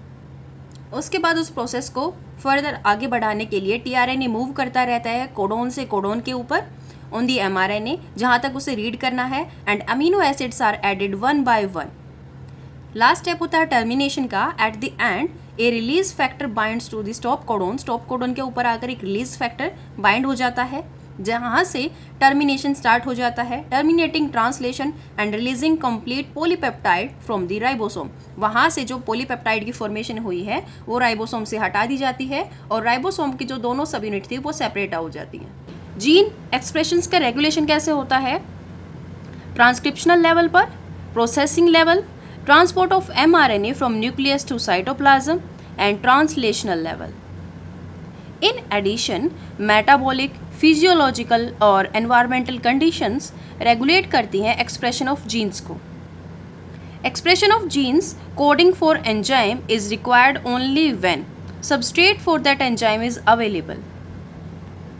जैसे हम बात करें जो लैक्टोज है किसी भी बैक्टीरिया की सराउंडिंग में, जैसे ई कोलाई की सराउंडिंग में लैक्टोज है, तो वो क्या करता है, in the presence of beta galactosidase enzyme की प्रेजेंस में लैक्टोज को ब्रेक डाउन करता है ग्लूकोज और गैलेक्टोज में। E coli synthesize beta galactosidase only when lactose is available. अगर बैक्टीरिया की सराउंडिंग में लैक्टोज अवेलेबल है तो वो क्या करता है, ग्लूकोज में और गैलेक्टोज में लैक्टोज का ब्रेक डाउन कर देता है। क्यों करता है? क्योंकि उसे ग्लूकोज चाहिए होता है उसके सर्वाइवल के लिए। उसके बाद हम बात करते हैं regulation in prokaryotes. Regulation eukaryotes में भी होता है, बट आपके सिलेबस में प्रोकैरियोट्स के केस में रेगुलेशन दिया हुआ है, इसीलिए हम सिर्फ किसके बारे में बात करेंगे, प्रोकैरियोट्स के केस के बारे में। Gene expression is regulated by controlling the rate of transcription and initiation, the activity of RNA polymerase. RNA polymerase बहुत इंपॉर्टेंट रोल प्ले करता है। ये जो जीन सीक्वेंस होता है उसको कैसे रेगुलेट करता है, अभी हम आगे इसके बारे में डिस्कस करेंगे। At a given promoter is regulated by accessory proteins. The accessory proteins affect the ability of a promoter to recognize start site. The regulatory protein could be activator और repressor. Accessibility of promoter is also affected by operator and operator is the region located adjacent to promoter। यहाँ पर ये जितनी भी lines दी गई हैं इसको अभी हम एक डायग्राम की हेल्प से समझने की कोशिश करें, क्योंकि इन लाइन से समझ पाना थोड़ा सा डिफिकल्ट हो सकता है आप लोगों के लिए, इसीलिए अभी हम एक डायग्राम की हेल्प से एक एक लाइन को डिस्कस करेंगे। As shown in this figure, यहाँ पर एक सेगमेंट दिया हुआ है जीन्स का। इस वाले डायग्राम में यहाँ पर क्या बताया गया है, the activity of RNA polymerase. जो एक्टिविटी है आरएनए पॉलीमरेज की वो क्या होती है कि आरएनए पॉलीमरेज प्रोमोटर साइट पर, पी से क्या होता है, प्रोमोटर साइट पर आकर बाइंड हो जाता है, जिसकी वजह से जो आगे की प्रोसेस है वो स्टार्ट हो जाती है। यहाँ से ट्रांसक्रिप्शन और ट्रांसलेशन की प्रोसेस स्टार्ट हो जाती है। देन उसके बाद क्या होता है, यहाँ से ट्रांसक्रिप्शन होगा, डीएनए से आरएनए की फॉर्मेशन होगी और आरएनए से क्या बनेगा, प्रोटीन की फॉर्मेशन होगी। यही हमने स्टार्टिंग में पढ़ा था कि ट्रांसलेशन और ट्रांसक्रिप्शन की प्रोसेस होगी, जिनकी वजह से कुछ प्रोटीन्स की फॉर्मेशन होगी और वो आगे फर्दर अपना काम करते हैं। सो जो प्रोटीन है वो वर्क करते हैं एज अ एक्टिवेटर भी और एज अ रिप्रेसर भी। जो एक्सेसिबिलिटी होती है प्रोमोटर की is also affected by operator. Operator की वजह से भी प्रोमोटर की जो एक्टिविटी है वो अफेक्ट होती है। ऑपरेटर कौन सा रीजन होता है, लोकेट होता है adjacent to the promoter. Promoter की साइड वाले रीजन कौन सा होता है, ऑपरेटर वाला होता है, ओ से ऑपरेटर। उसके बाद हम बात करेंगे each operon has a specific operator and a specific repressor. Usually operator binds to repressor protein. Lac operon की अगर बात करें सो इसमें ओपेरॉन क्या होता है और लैक क्या होता है। लैक रिप्रेजेंट करता है लैक्टोज के लिए और क्या होता है, ओपेरॉन होता है arrangement where a polycistronic gene. Polycistronic gene कौन से होते हैं, पॉलीसिस्टोनिक जीन वो जीन्स होते हैं जिनकी वजह से कोई एक प्रोटीन की फॉर्मेशन ना होकर बहुत सारे प्रोटीन्स की फॉर्मेशन होती है। सो इसीलिए प्रोकैरियोट्स के केस में पॉलीसिस्टोनिक जीन्स होते हैं और इन केस ऑफ यूकैरियोट्स वहाँ पर मोनोसिस्टोनिक जीन होते हैं कि उनके एक डीएनए से एक ही एमआरएनए और एक ही प्रोटीन की फॉर्मेशन होती है। सो यहाँ पर इस केस में क्या है, पॉलीसिस्टोनिक है, poly means many, cistronic genes means इनसे बहुत सारे प्रोटीन्स की फॉर्मेशन होगी। Is regulated by a common promoter. उनका एक कॉमन प्रोमोटर होता है जिसे पी से रिप्रेजेंट किया जाता है एंड ए रेगुलेटरी जीन्स। कुछ रेगुलेटरी जीन्स भी होते हैं। Lac operon, trp operon, his operon, val operon are the examples of such system. The elucidation of lac operon as transcriptionally active system was first done by Genesis, Jacob and Monod. Gene constituting lac operon, lac operon में क्या क्या होते हैं और कौन कौन से gene होते हैं उनके बारे में इस टेबल में डिस्कस किया गया है। जैसे जीन आई होता है, उसका नेचर कैसा होता है, इनहिबिटर का नेचर होता है, वो इनहिबिट करता है, रोकता है, इसीलिए इसे रेड से रिप्रेजेंट किया गया है। इसका फंक्शन क्या होता है, ये कोड करता है for repressor of lac operon, repress करने के लिए लैक ओपेरॉन मॉडल को। जेड जीन क्या करता है, ऐसे ही वाई जीन और ए जीन, ये तीनों ही जीन क्या होते हैं, स्ट्रक्चरल जीन का काम करते हैं। जैसे जो जेड जीन है वो क्या करता है, कोड करता है फॉर बीटा गैलेक्टोसिडेज के लिए। बीटा गैलेक्टोसिडेज क्या करता है, in the presence of lactose, ये लैक्टोज को क्या करता है, ब्रेक डाउन करता है गैलेक्टोज और ग्लूकोज में। ग्लूकोज का यूज किया जाता है, बैक्टीरिया अपने सर्वाइवल के लिए यूज करता है। वाई जीन क्या करता है, कोड फॉर परमेज। परमेज क्या करता है, परमेज काम करता है, परमिट करता है, अगर सराउंडिंग में, बैक्टीरिया की सराउंडिंग में लैक्टोज प्रेजेंट है तो वो उसको अंदर ले जाने का काम करता है, उसको परमिशन देता है। परमेज परमिशन देता है लैक्टोज को बैक्टीरिया की बॉडी के अंदर आने के लिए। अंदर आते ही दूसरे वाला जो एंजाइम है वो क्या करता है, ब्रेक डाउन करवा देता है, लैक्टोज को तोड़ देता है ग्लूकोज और गैलेक्टोज में। It code for permease which increase the permeability of cell to beta galactosidase. A gene क्या करता है, it codes for transacetylase. Transacetylase का जो फंक्शन है वो अभी अननोन है। All genes involved in lac operon are required for metabolism of lactose. ये सभी जीन्स किस में मदद करते हैं, मेटाबॉलिज्म ऑफ लैक्टोज के लिए। उसके बाद है इंड्यूसर। इंड्यूसर क्या करता है, lactose act as an inducer. Lactose क्या काम करता है, इंड्यूसर का काम करता है for lac operon, since it regulates the switching on and off the operon. अभी हम आगे देखेंगे कि ऑन एंड ऑफ का क्या मतलब है यहाँ पर। If lactose is provided to the growth media, growth media कहने का मतलब है कि जो बैक्टीरिया हम ग्रो करवा रहे हैं उसकी सराउंडिंग में, उसके आसपास अगर हम लैक्टोज को अवेलेबल करवा दें, जैसे अगर मिल्क है, मिल्क में अगर बैक्टीरिया की ग्रोथ करवाएंगे तो मिल्क के अंदर क्या होता है, लैक्टोज बहुत सारा होता है। सो उसको लैक्टोज मिल गया बहुत सारा, तो उसकी ग्रोथ है वो कुछ अलग तरीके से काम करेगी। और अगर लैक्टोज उसकी प्रेजेंस में नहीं है, मतलब लैक्टोज उसके सराउंडिंग में नहीं है, in absence of any other carbon source, then it transported inside the cell by permease. Permease का भी हमने फंक्शन देखा था। परमेज क्या करता है, परमिशन देता है लैक्टोज को बैक्टीरिया की बॉडी के अंदर आने की, अगर वो अवेलेबल है सराउंडिंग में। अगर सराउंडिंग में अवेलेबल नहीं है तो उसे ऑल्टरनेट सोर्स देखना होगा एनर्जी के लिए। For permease to be present and lactose to enter inside the cell, low level of expression of lac operon must be present all the time. इस लाइन का कहने का मतलब अभी हम नेक्स्ट डायग्राम में पढ़ेंगे। इसके बाद हम बात करेंगे regulation in absence of inducer, और दूसरा टॉपिक हम पढ़ेंगे regulation in presence of inducer. In absence of inducer की बात करें, इंड्यूसर क्या है, लैक्टोज है, तो कहने का मतलब यहाँ पर क्या है कि कैसी रेगुलेशन रहेगी अगर सराउंडिंग में लैक्टोज ना हो। इन एब्सेंस ऑफ इंड्यूसर, और we can say in absence of lactose, अगर लैक्टोज सराउंडिंग में नहीं है तो जो ये स्ट्रक्चर है ये कैसे काम करता है बैक्टीरिया की बॉडी के अंदर। इसमें जो आई जीन है, इंड्यूसर है, I gene transcribe to synthesize repressor mRNA। Usually क्या होता है, यहाँ पर आरएनए पॉलीमरेज आकर बाइंड हो जाता है प्रोमोटर रीजन पर, इस प्रोसेस को स्टार्ट करवाता है।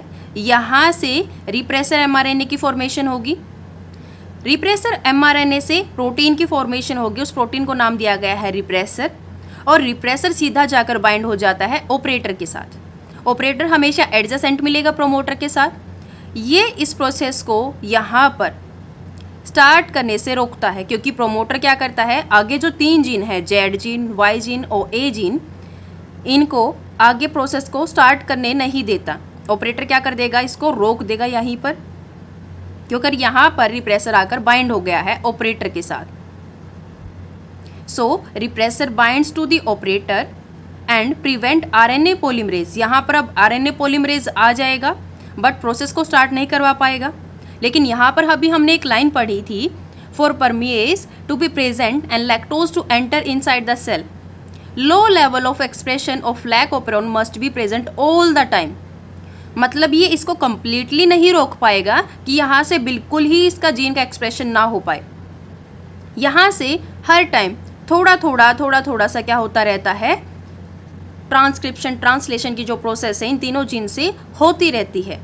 यहाँ से क्या होते हैं, जो एंजाइम बनने होते हैं, जेड से कौन सा बनना था, बीटा गैलेक्टोसिडेज, वाई से क्या बनना था, परमिएज, और ए से क्या बनना था यहाँ पर, ट्रांस एसिटाइलेज। ये तीनों बनने होते हैं, तो ये थोड़े थोड़े बनते रहते हैं, ज़्यादा अमाउंट में नहीं बनते अगर एब्सेंस है लैक्टोज की सराउंडिंग के अंदर।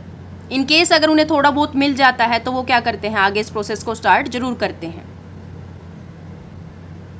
This repressor bind with the operator region of operon and prevent RNA polymerase to transcribe genes Z, Y and A। So ये क्या हो गया, एक नेगेटिव रेगुलेशन हो गया। यहाँ पर ये क्या शो कर रहे हैं, negative regulation. Therefore, in absence of the product of these genes, metabolism of lactose cease, रुक जाता है, लेकिन completely नहीं रुकता। लास्ट है हमारा regulation in presence of inducer. अगर इंड्यूसर प्रेजेंट है, मीन्स लैक्टोज प्रेजेंट है सराउंडिंग में, मान लीजिए कि बैक्टीरिया दूध के गिलास के अंदर है, वहाँ पर लैक्टोज भरपूर मात्रा में है, सो वहाँ पर अगर उन्हें इंड्यूसर मिल गया तो वो प्रोसेस को क्या करेंगे, यहाँ पर आरएनए पॉलीमरेज आकर बाइंड हो जाएगा प्रमोटर रीजन पर। यहाँ से इंड्यूसर क्या करेगा, रिप्रेसर एमआरएनए की फॉर्मेशन करेगा, ट्रांसक्रिप्शन होगा, देन ट्रांसलेशन के द्वारा यहाँ पर एक प्रोटीन बन जाएगा, और यहाँ पर इंड्यूसर आकर इसके साथ क्या हो जाता है, बाइंड हो जाता है। इंड्यूसर क्या आ गया यहाँ पर, इंड्यूसर के लिए क्या वर्ड यूज़ किया गया है, लैक्टोज। लैक्टोज आकर इसके साथ बाइंड हो जाता है और इसको यहीं पर रोक देता है, जिसकी वजह से ये ऑपरेटर रीजन पर जाकर बाइंड नहीं हो पाता, और ऑपरेटर क्या करता है, आगे सिग्नल पहुंचा देता है कि वो मेरे साथ आकर बाइंड नहीं हुआ है, तो प्रोसेस को स्टार्ट कर दीजिए। यहाँ से इन तीनों जीन्स का भी ट्रांसक्रिप्शन हो जाएगा। यहाँ पर एमआरएनए आ गया है, एमआरएनए से आगे जाके प्रोटीन की फॉर्मेशन हो गई, और प्रोटीन 3 टाइप के बनेंगे। जेड वाले जीन से क्या बनेगा, बीटा गैलेक्टोसिडेज, वाई जीन से क्या बनता है, परमिएज, और ए जीन से क्या बनता है, ट्रांस एसिटाइलेज। तो ये तीनों जीन बन गए अलग अलग टाइप के, एक ही डीएनए के सेगमेंट से। डीएनए से एमआरएनए बना, एमआरएनए के सेगमेंट, एक ही सेगमेंट से 3 टाइप के प्रोटीन्स की फॉर्मेशन हो गई। और अब ये क्या करेंगे, परमिएज और परमिशन देगा कि इस बैक्टीरिया, जिस बैक्टीरिया के अंदर ये प्रोसेस चल रही है, उस बैक्टीरिया के अंदर और परमिशन दे देगा कि लैक्टोज को और आने दो सराउंडिंग से अगर प्रेजेंट है तो। और बीटा गैलेक्टोसिडेज क्या करेगा, जल्दी जल्दी से उसको लैक्टोज को ब्रेक डाउन कर देगा ग्लूकोज और गैलेक्टोज के अंदर, और जो बैक्टीरिया के सर्वाइवल के लिए उसे चाहिए है ग्लूकोज, वो उसको लगातार यूज करता रहेगा। This inactivated repressor is unable to inactivate RNA polymerase enzyme, इसको रोक नहीं पाया। सो जेड, वाई और ए जीन है वो सिंथेसाइज करेंगे अपने रिस्पेक्टिव एमआरएनए को ट्रांसक्रिप्शन की प्रोसेस से, which in turn get translated to form beta galactosidase, permease, transacetylase. In presence of all these enzymes, the metabolism of lactose proceed in a normal manner. In 1990, US Department of Energy and NIH, National Institute of Health, इन दोनों ने मिलकर क्या किया था, project पर काम करना start किया था। किस प्रोजेक्ट पर, sequencing human genome, is known as human genome project और HGP। यहाँ जीनोम का मतलब क्या है, जीनोम होता है entire set of DNA, complete set of DNA in a cell. एक सेल के अंदर जो कंप्लीट सेट होता है डीएनए का, उसे बोला जाता है genome, and it consist of 23 pair of chromosomes. Then later Wellcome Trust UK join the project, बाद में वेलकम ट्रस्ट ने इसे ज्वाइन कर लिया as a major partner. Later on Japan, France, Germany, China and some other countries also joined it. John Craig Venter, one of the first scientists to sequence human genome. The Human Genome Project was launched on October 1990 and the project was completed in 2003. Almost इसमें कितना time लगा, 13 years का इस project को complete होने में time लगा। DNA को ही क्यों चूज किया गया प्रोजेक्ट को स्टार्ट करने के लिए, क्योंकि डीएनए क्या होता है, स्टोर हाउस होता है जेनेटिक इन्फॉर्मेशन का, and determining its sequence of base pair can solve many medical, agricultural, environmental and evolutionary mysteries। इसकी वजह से कितनी सारी प्रॉब्लम है वो सॉल्व हो सकती हैं। HGP को नाम दिया गया मेगा प्रोजेक्ट का। इसके पीछे कुछ रीजंस थे। उनमें सबसे पहला रीज़न है ह्यूमन जीनोम की सीक्वेंसिंग करने में जो कॉस्ट आ रही थी। कॉस्ट ऑफ सीक्वेंसिंग क्या थी? 1 बेस पेयर के लिए $3 यूएस का खर्चा आ रहा था। इसीलिए जो कॉस्ट ऑफ सीक्वेंसिंग थी, टोटल ह्यूमन जीनोम कितना होता है? Contain 3 × 10⁹ base pair. सो इसके ऊपर कितना खर्च हो गया था? लगभग $9 बिलियन का खर्चा आ रहा था। ऐसे ही storage of data generated which require some 3,300 books and each with 1,000 pages and each page having 1,000 type letters। इसका जो डाटा था उसको स्टोर करने में लगभग 3300 बुक्स लगी थी और हर बुक में लगभग 1000 पेज थे और हर पेज पर लगभग 1000 टाइप लेटर्स थे। The science of bioinformatics also developed during this period and helped HGP। Science of bioinformatics भी इस टाइम पर काफ़ी अच्छे से ग्रो कर रही थी और हेल्प कर रही थी HGP प्रोजेक्ट में, ह्यूमन जीनोम प्रोजेक्ट के अंदर। Genome of many non human model such as bacteria, yeast, C. elegans, Drosophila, plants like rice and Arabidopsis have also been sequenced। Methods हैं to identify genes। Genes are identified broadly via 2 methods। First is identifying EST। EST क्या होता है? Expressed Sequence Tags। Second है Sequence Annotation। EST क्या होता है? Part of DNA that is expressed or that is transcribed as mRNA and translated into proteins। It basically focus on sequencing the part denoting a gene, means or we can say identifying all the genes that are expressed as RNA। Annotation क्या होता है? In this method entire genome, complete जो genome होता है, DNA का set होता है, coding plus non coding region, सभी रीजन्स आते हैं, वो सभी सीक्वेंस किए जाते हैं, later assigning different regions in the sequence with functions. Then next is genome sequencing। DNA from the cells is isolated. सबसे पहले जो DNA है सेल्स के अंदर से वो आइसोलेट किया जाता है, लिया जाता है, एंड इज रैंडमली ब्रोकन। कहीं कहीं से उसको ब्रेक किया जाता है। कोई भी DNA सीक्वेंस है उसको रैंडमली ब्रेक किया जाएगा into fragments of smaller sizes. Smaller size के फ्रेगमेंट्स में उसको ब्रेक कर दिया जाएगा। These fragments are clone into suitable host using vectors. Vectors की हेल्प से उसे क्लोन कर दिया जाएगा इनटू द होस्ट। होस्ट के अंदर क्यों डाला जाता है? क्योंकि क्लोन फ्रेगमेंट्स को एम्पलीफाई करना होता है, मतलब उनका नंबर बढ़ाना होता है। Amplification facilitate and easy sequencing, जिसकी वजह से सीक्वेंसिंग करना इजी हो जाता है। कॉमन वेक्टर्स कौन से यूज किए जाते हैं? ये क्वेश्चन बहुत बार आता है एग्जाम्स में। 2 वेक्टर हैं, BAC bacterial artificial chromosome and YAC yeast artificial chromosomes. Host कौन सा रहेगा जिसके अंदर इन्हें डाला जाता है? इनकी हेल्प से डाला जाता है किसी होस्ट के अंदर। कॉमन होस्ट रहेंगे bacteria and yeast. Then automated सीक्वेंसर्स are used to sequence these smaller fragments. The sequences so obtain are arranged based on overlapping region with in them, जिन्हें बोला जाता है alignment. Alignment of the sequences is also done automatically by computer program। Computer programs की help से उसे automatically क्या किया जाता है? सीक्वेंसिंग की जाती है।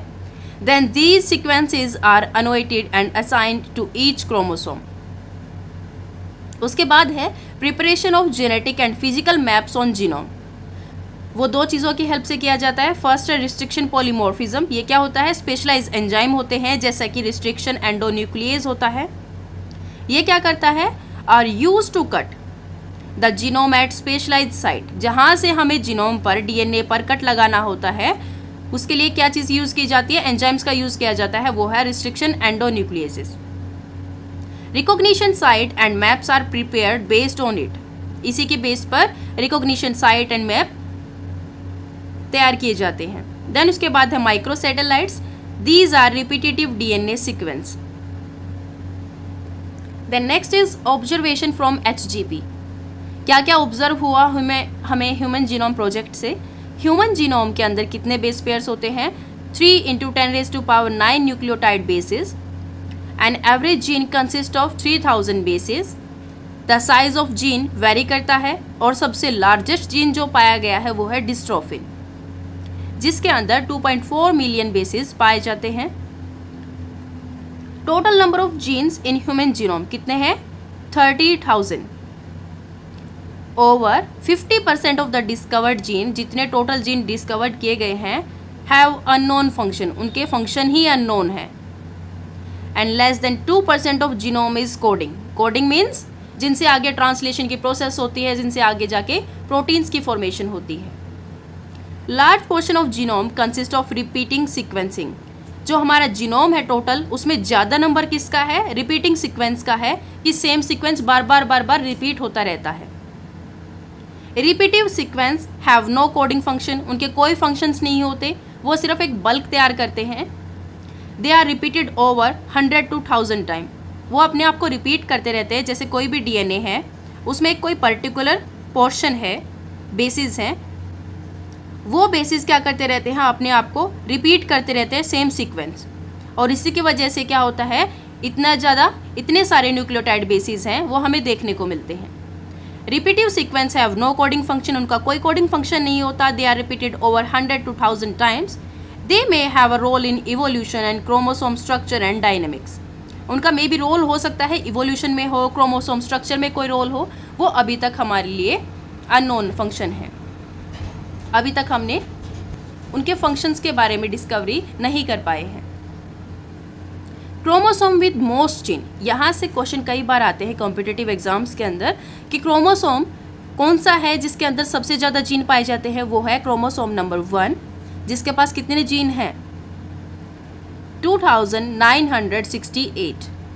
And chromosome with fewest gene, जिसमें सबसे कम जीन पाए जाते हैं, वो है क्रोमोसोम Y। ये हमारा सेक्स क्रोमोसोम होता है। इसके अंदर कितने जीन्स पाए जाते हैं? 231। देन नेक्स्ट है SNPs। SNPs क्या होते हैं? Single nucleotide polymorphism, occur at about 1.4 million location in human DNA.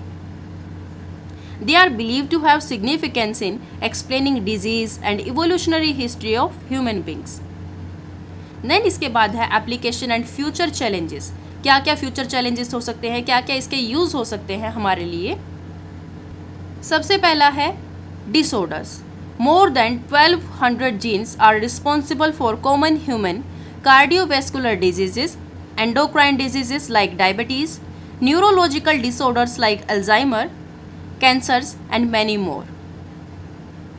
देखिए यहाँ पर लगभग 1200 जीन्स हैं जिनके बारे में हमने पता लगाया है कि वो रिस्पॉन्सिबल है इन डिजीज़ के लिए, जिनका हम ट्रीटमेंट कर सकते हैं। हेल्थ केयर में it will indicate prospects for a healthier living, designer drugs, genetically modified diets and finally our genetic identity. इनकी वजह से हम क्या क्या चीज़ें चेंज कर सकते हैं? हम डिज़ाइनर ड्रग्स प्रिपेयर कर सकते हैं, जेनेटिकली मॉडिफाइड डाइट प्रिपेयर कर सकते हैं, फाइनली आवर जेनेटिक आइडेंटिटी को भी चेंज कर सकते हैं। कैंसर का ट्रीटमेंट हो सकता है इसके हेल्प से। Efforts are in progress to determine gene that will change cancerous to normal. Next is study of tissue. हम टिश्यू के बारे में और आगे फर्दर स्टडीज कर सकते हैं। डीएनए फिंगरप्रिंटिंग क्या होती है? It is a method for comparing the DNA sequences of any two individuals. किसी दो इंसानों के डीएनए सीक्वेंस को कंपेयर करना क्या कहलाता है? DNA fingerprinting. ये डेवलप किया था by doctor the Alex Jeffrey in 1984। 99% of the base sequences in all humans are identical. Only the remaining 0.1% that makes every individual unique. DNA fingerprinting में अगर हम देखते हैं तो जो 0.1% है, जिसकी वजह से हर इंडिविजुअल की एक यूनिक आइडेंटिटी होती है, उसे यूज़ किया जाता है इंस्टेड ऑफ 99.9% बेस सीक्वेंसेस को कंपेयर करने में।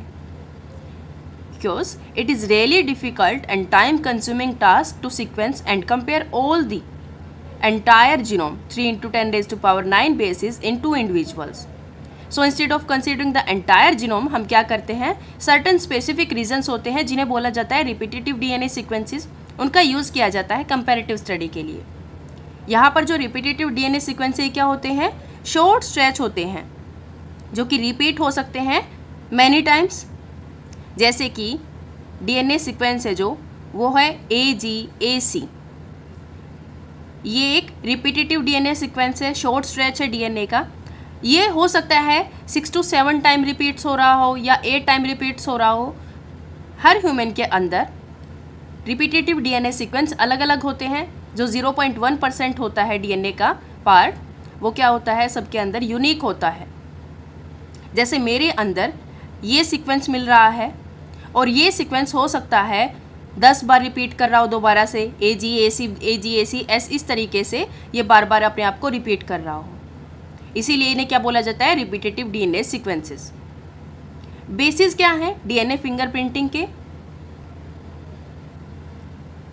Repetitive DNA is separated from bulk genomic DNA since it appear as a distinct peak during density gradient centrifugation.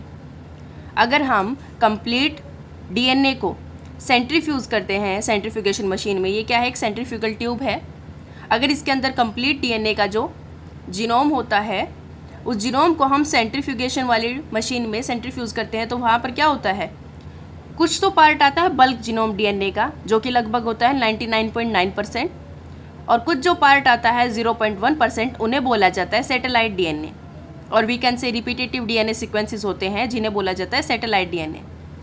Satellite DNA are of 2 types. They may be micro satellite और mini satellites. Depend करता है उनकी base composition पर कि उनकी base composition क्या है, क्या वो सीक्वेंस फॉर्म कर रहे हैं, लेंथ क्या है सेगमेंट की, कि कितने वो लेंथ होगी उस सेगमेंट की।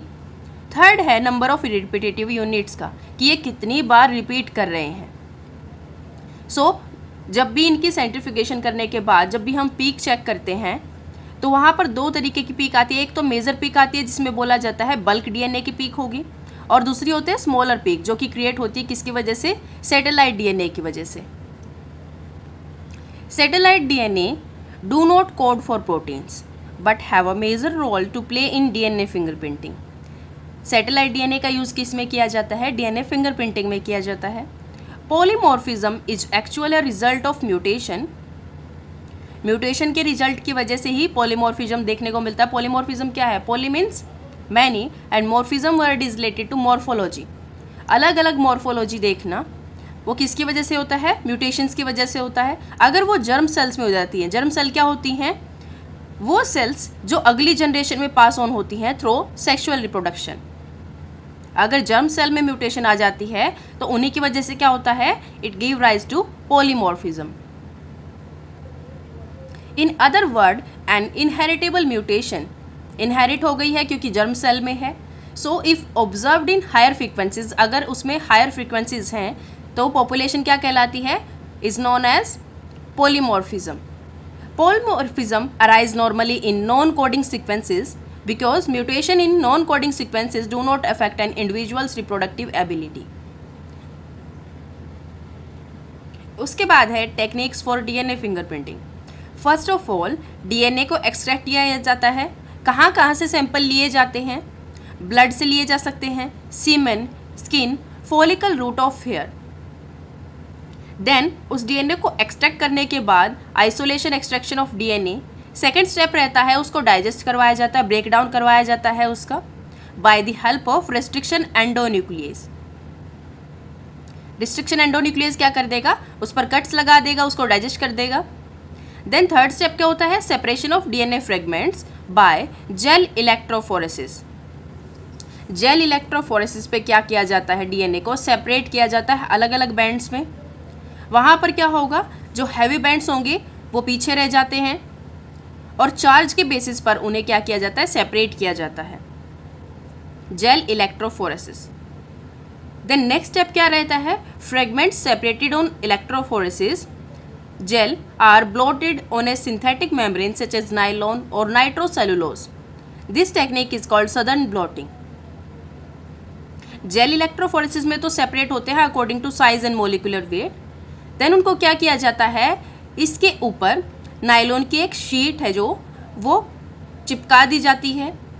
इसके ऊपर लगाने की वजह से नाइट्रोसेलुलोज के ऊपर क्या हो जाते हैं, वो जो डीएनए के सैंपल्स हैं वो उसके साथ अटैच हो जाते हैं। इस प्रोसेस को क्या बोला जाता है, सदर्न ब्लोटिंग बोला जाता है। देन नायलॉन शीट के ऊपर क्या किया जाता है, इमोबिलाइज फ्रेगमेंट्स को हाइब्रिडाइज किया जाता है। हाइब्रिडाइज कहने का मतलब है जो हमारे सैंपल्स थे डीएनए के, उनके ऊपर VNTR प्रोब, VNTR प्रोब क्या होते हैं? Variable number of tandem repeats. ये रेडियो एक्टिव होते हैं। हमारे नॉन सैंपल के हम क्या करते हैं? सिंथेटिक प्रोब तैयार करते हैं। जैसे यहाँ पर क्या होगा, अगर यहाँ पर सिंथेटिक प्रोब TGA तैयार किया गया है तो हमारे पास कोई ना कोई एक सैंपल में क्या होगा, यहाँ पर ACCT ये ज़रूर मिलेगा, और जहाँ भी ये मिलेगा VNTR प्रोब इसके साथ अटैच हो जाएगा, और अटैच होते ही रेडियो एक्टिव है। सो जैसे ही अटैच हो जाएगा उसके बाद हम इसकी क्या करते हैं? ऑटो रेडियोग्राफी करते हैं। ऑटो रेडियोग्राफी में ये क्या करने लग जाएगा? ग्लो करने लग जाएगा। जहाँ भी ये इसके साथ अटैच होगा वहाँ पर ये ग्लो करने लग जाएगा। Hybridized DNA fragment can be detected by autoradiography. In the autoradiogram, band of different sizes will be obtained. These bands are characteristic for an individual. They are different in each individual except identical twins. So हर किसी का क्या होते हैं? Repetitive DNA sequences अलग अलग होते हैं। उसी के बेस पर हम प्रोब तैयार करते हैं और प्रोब जाकर क्या हो जाता है? अटैच हो जाता है। एप्लीकेशंस क्या क्या है डीएनए फिंगरप्रिंटिंग की? इन्हें यूज़ किया जाता है in the identification of criminals in forensic labs, determination of paternity dispute legal cases में यूज़ किया जाता है, verification of migrants from one country to another and used for studying genetic diversity in population and evolution. उसके बाद हम बात करते हैं जो NCERT में डायग्राम दिया गया है। रिपीटेटिव डीएनए क्या होते हैं? शॉर्ट स्ट्रेच होते हैं, repeated many times. These short nucleotide repeat vary number from person to person are called variable number of tandem repeats, VNTR। A child might inherit a chromosome with 6 tandem repeats, में भी हो सकता है उसने 6 tandem repeats अपनी mother से लिए हों, and 6 tandem repeat 4 times from father. So ये क्या हो गया? डीएनए पॉलीमॉर्फिज्म का क्या है? एग्जाम्पल है। VNTR को सैटेलाइट डीएनए भी बोला जाता है और repetitive DNA. Size of VNTR very करता है 1 to 20 base pair. I hope you like this video. Please like, share and subscribe my channel. Thank you so much.